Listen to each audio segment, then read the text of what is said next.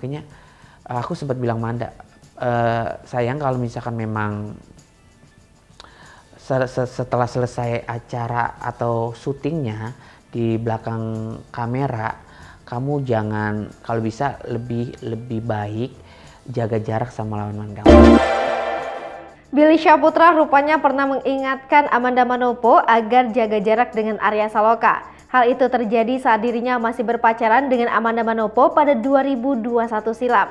Sebagai kekasih, Billy tentu berusaha menjaga Amanda Manopo pada saat itu. Dia pun meminta agar Amanda Manopo lebih berhati-hati selama syuting, salah satunya yakni dengan menjaga jarak dari lawan main. Kini, saat isu perselingkuhan Amanda Manopo dan Arya Saloka mencuat, video lawas Billy Syahputra pun viral.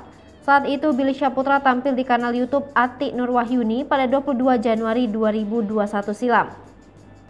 Video itu kembali viral di TikTok. Kala itu Billy Syahputra dan Amanda Manopo masih berpacaran. Amanda Manopo sendiri sudah membintangi sinetron Ikatan Cinta. Billy Syahputra ternyata sudah meminta Amanda Manopo untuk menjaga jarak dengan lawan main saat syuting berakhir.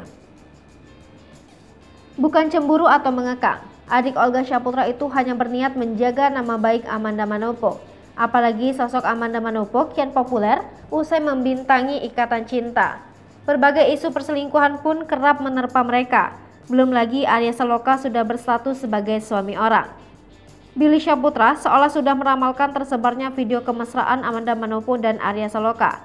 Pria 31 tahun ini berpendapat ada pihak-pihak yang ingin menjatuhkan sang mantan kekasih maupun sinetron Ikatan Cinta.